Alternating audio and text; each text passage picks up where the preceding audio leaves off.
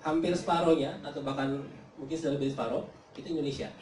Artinya apa? Yang terjadi adalah orang yang akan datang ke Indonesia dan mungkin bukan sebaliknya. Agak susah buat kita semua di sini untuk katakanlah memperluas pasar ke Singapura, ke Vietnam, ngapain? Di Indonesia aja udah banyak gitu. Seperti itu. Jadi yang akan terjadi dari ini adalah akan lebih banyak orang yang datang ke negara kita. Akan lebih banyak orang yang datang pengen jualan di Indonesia. Baik dari sisi barang ataupun jualan jasa, jualan segala macam itu bakal ada di Indonesia. Jadi ini tantangan buat kita. Kita harus menjadi raja di negeri sendiri atau memanfaatkan peluang seperti Mas Denny tadi, impor tapi kita yang mengurusnya atau bagaimana. Intinya adalah jangan sia-siakan peluang ini. Jangan sampai peluang ini direbut justru malah oleh orang dari negara lain. Nah, tadi yang saya sebenarnya masih nggak percaya. Ada yang jualan via BBM dan sebagainya? Masih nggak ada yang ngaku. Oke, kenapa seperti ini? Karena gini, kemarin saya sempat mencoba menghitung seberapa besar pasar online bisnis di Indonesia saat ini gitu ya. Kemudian karena saya nggak punya data secara langsung, saya coba dekati dari data yang ada, yaitu data dari JNE. JNE itu kemarin sempat publish di tahun 2014 bahwa dia punya revenue sekitar 2 triliun. 4 triliun kalau nggak salah. Dan separuhnya berasal dari bisnis online. Separuhnya dari bisnis online. Jadi dari bisnis online itu 2 triliun. Tapi ini revenue JNE itu apa sih? Itu shipping fee kan ya? Kalau kita beli online itu shipping fee ya. Nah secara statistik, shipping fee itu kira-kira 10% dari nilai barang. Jadi kalau misalnya kita beli barang katakanlah 200.000 gitu ya, shipping fee-nya ya 20.000 gitu kan. Nah revenue JNE-nya itu kan yang itu ya. Jadi saya perkirakan bisnis online Indonesia itu saat ini besar marketnya. Pertama, revenue JNE dari online tadi sekitar 2 triliun. Kemudian saya coba kira-kira berapa persen sih market share JNE dibandingkan dengan total logistik gitu kan. Katakanlah nggak tahu, separohnya deh gitu kan. Persisnya saya juga nggak tahu, tapi katakanlah separohnya. Jadi pasar pasar perusahaan logistik itu sekitar 4 triliun gitu kan. Kali 10. Karena tadi revenue perusahaan logistik itu adalah 10% dari revenue barang gitu kan. Jadi total pasar online bisnis Indonesia saat ini itu 40 triliun rupiah. Gitu. Nah, kemudian saya cek siapa sih pemain e-commerce besar gitu kan. Tokopedia, Bukalapak, Lazada dan lain sebagainya. Saya coba mengestimasi paling banter di total itu 10 triliun kira-kira. Gitu ya. Jadi 30 triliun itu sisanya di mana? Yaitu orang-orang yang jualan di Facebook, BBM, sosial media dan lain sebagainya. Itu porsi terbesar orang yang jual online di Indonesia. Jadi mungkin di sini nggak ada contohnya, tapi di luar sana kalau misalkan teman-teman mungkin buka Facebook, buka BBM, saya yakin kalau misalkan teman-teman nggak jualan, ada yang sering lihat temannya atau saudaranya yang jualan, ya kan? Ada yang pernah melihat teman atau saudaranya jualan? Nah ini banyak. Oke. Contoh di Indonesia, contoh di Bukalapak, ini ada salah satu seller kita berhasil revenue-nya sampai 200 juta sebulan, gitu kan. Jadi sebagai contoh bahwa online itu seperti tadi disinggung ya oleh pembicara sebelumnya, itu biayanya murah tapi potensialnya besar. Kenapa? Karena kita menjangkau seluruh Indonesia gitu kan. Bikin website atau pasang di website yang sudah ada, and then just lakukan marketing, and then yang sebelumnya mungkin kalau kita bikin toko offline di Jakarta atau di Bandung ya pasarnya sekitar itu saja, sekarang ini se-Indonesia. Jadi potensialnya jadi jauh sangat meningkat. Tapi mungkin ada yang berpikir lah saya nggak jago gitu kan. There is no excuse, man. Ini contoh, 2 contoh lagi. Yang sebelah kiri namanya Reza, masih SMA, tapi jualan di Bukalapak sampai 20 juta sebulan. Pas kami tahu, kita langsung mikir, dulu SMA ngapain ya? Kayaknya cuma main-main aja gitu kan. Tapi dia bisa jualan part time, nyari barang di sekitarnya, kira-kira apa nih yang murah, yang unik di kotanya, yang di kota lain mungkin nggak ada atau mahal. Dicoba jualan, sekarang dapat 20 juta kira-kira sebulan dari jualan online part time anak SMA gitu. Sebelah kanan lagi, Ihsan namanya, mulai part time juga, mahasiswa semester 4, mulai dari kosan buat nambah-nambah uang saku gitu kan. Lama-lama saya nggak tahu kuliahnya dulu sampai belum, tapi sekarang dia sampai punya 19 karyawan dan punya kantor sendiri dari jualan online. Ini contoh aja bahwa kalau misalkan kita mau serius jualan online, entah itu di Bukalapak ataupun bikin website sendiri ataupun jual di tempat lainnya, itu kita bisa seperti ini. Nah, mungkin sedikit Bukalapak, kita ini marketplace. Kita punya dari 1 juta user sekarang, lebih dari 2 juta produk. Dari 1 juta orang tadi itu 200.000 diantaranya penjual. Jadi marketplace itu adalah tempat di mana kita bisa beli barang, of course, tapi juga bisa jualan.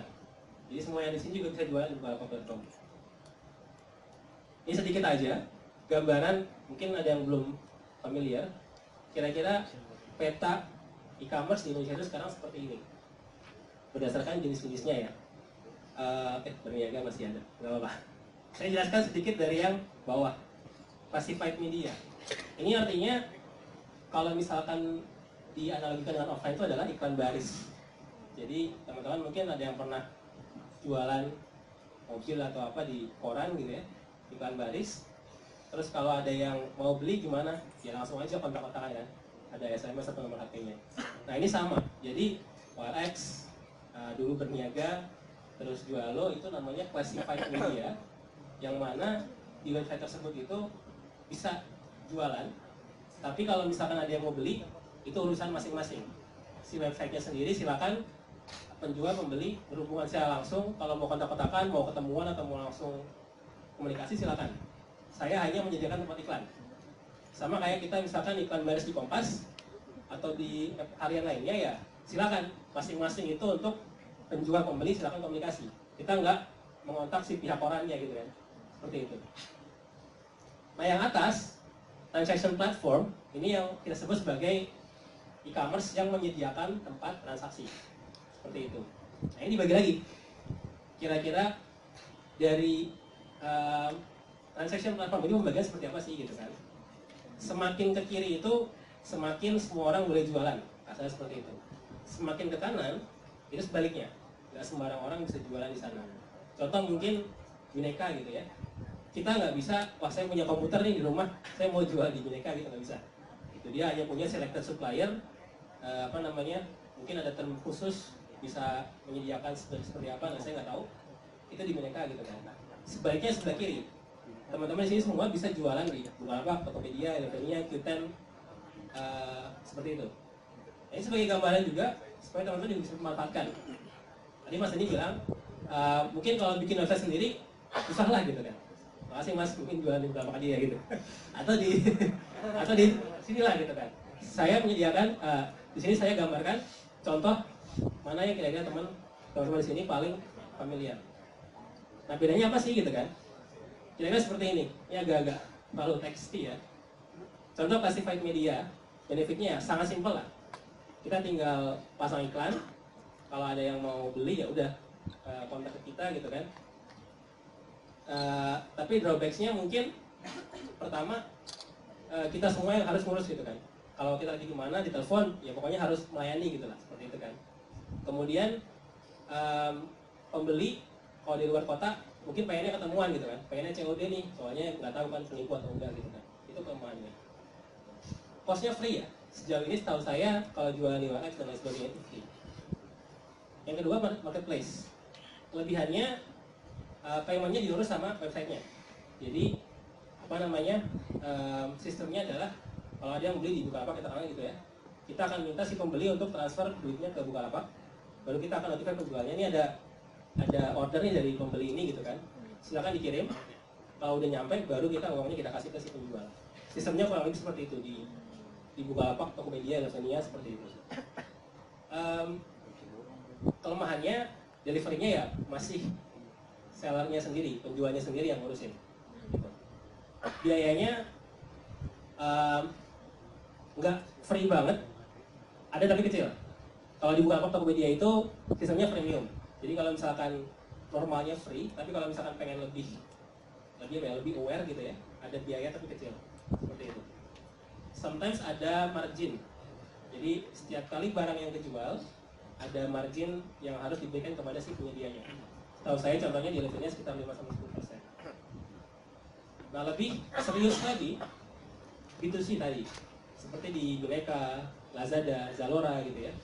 Semuanya diurus sama si websitenya. Kita beneran seperti kayak suppliernya lah gitu.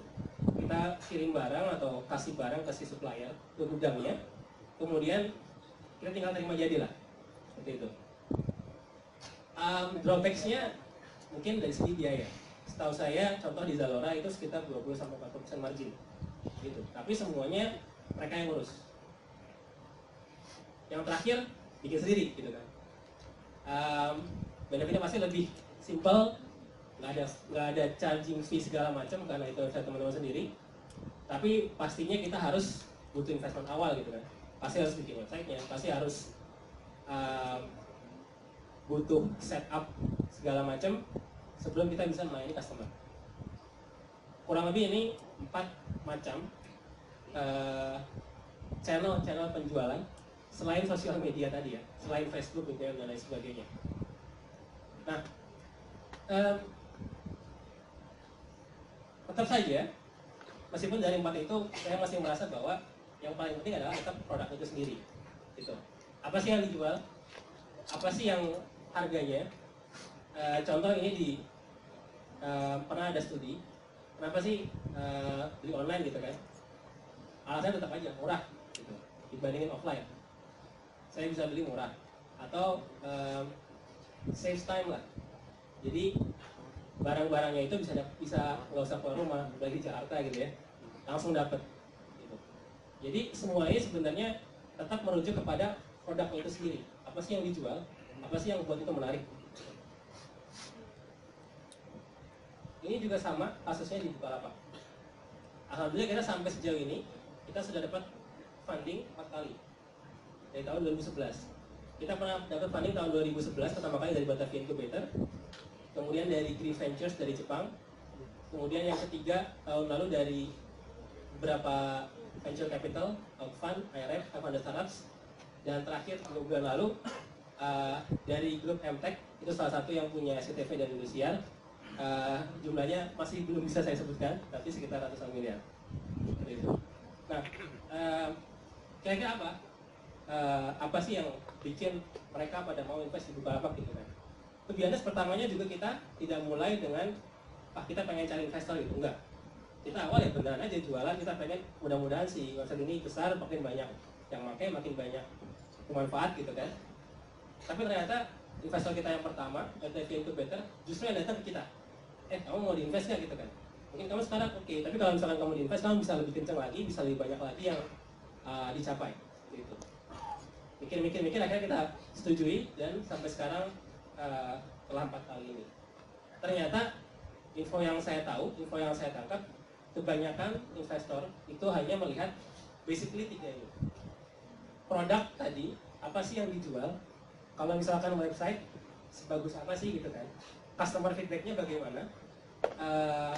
Orang banyak gak sih yang, mungkin tadi dibahas ya, banyak gak sih orang yang datang dan beli lagi seperti itu. Yang kedua, tim. Siapa sih orangnya gitu kan? Orangnya pernah bikin apa sih gitu kan? Orangnya pernah pengalaman nggak? Gitu? Backgroundnya apa sih gitu kan? Apakah orang-orang ini cuman tahu teori doang tapi nggak bisa praktek seperti itu? Kemudian kalau misalkan timnya ada beberapa gitu ya, foundernya ada 2 atau 3 orang, seberapa mereka match gitu. Contoh di Bukalapak kita ada 3 founder, satu CEO kami Zaki namanya, yang kedua saya, yang ketiga Nugroho. Kami bertiga teman kuliah di ITB, teman sekampus, teman pernah nginep bareng sering lah gitu kan. Jadi udah kenal each other. Itu salah satu poin plus. Nggak harus seperti itu, tapi saya bilang bahwa ini salah satu yang penting untuk bisa match antar foundersnya gitu. Yang ketiga, market. Seberapa besar sih website atau bisnis teman-teman bisa berkembang gitu kan. Kalau saya pengen bikin social network untuk pet lover di kelurahan apa gitu ya, mungkin marketnya ya segitu aja gitu kan, itu nggak guna gitu kan, dengan bikin sendiri aja arisan. Kalau misalkan kita ngeliat e-commerce di Indonesia, kami merasa bahwa marketnya masih sangat besar. Tadi saya bilang 40 triliun, dan itu bisa berkembang mungkin sampai 10 kali lipat dalam 3 tahun gitu. Kenapa saya punya data lagi? Soalnya di Amerika itu persentase orang belanja online itu 20% atau 30% dibanding belanja offline. Jadi persentase orang belanja online itu hampir sepertiganya dari orang belanja offline. Tapi di sini masih sekitar 2%-an. Artinya apa? Orang masih ya belum terlalu sesekali aja deh nyoba-nyoba gitu kan. Ada yang agak takut segala macam. Tapi dengan tambahnya smartphone users, internet users segala macam, saya yakin itu akan meningkat dalam waktu dekat. Itu yang bikin saya yakin bahwa ini akan berkembang dalam besar. Jadi sekali lagi produk, apa yang namanya menjual, tim, siapa keahliannya, bagaimana kompatibilitasnya, tiga pasarnya, sejauh apa. Jadi simpulan dari saya, gak usah kalau mikir saya pengen bikin suatu website yang bisa mengubah dunia segala macam. Let's fokus on Indonesia. Indonesia market is big, very very big. Kita punya 250 juta orang, hampir separuh udah melek internet. Terus kalau misalkan mau jualan online, lihat pemain yang udah ada, tidak harus bikin sendiri. Kalau mau bikin sendiri ya silakan, tapi tidak harus. Saya bilang tidak harus. Yang ketiga, craft your product itself. Apa sih yang mau dijual? Apa sih kelebihannya? Apa sih yang menjadikannya unik dibandingkan dengan pesaing? Kemudian yang keempat, start now. Mulai dari sekarang, no excuse. Itu dulu mungkin dari saya. Terima kasih.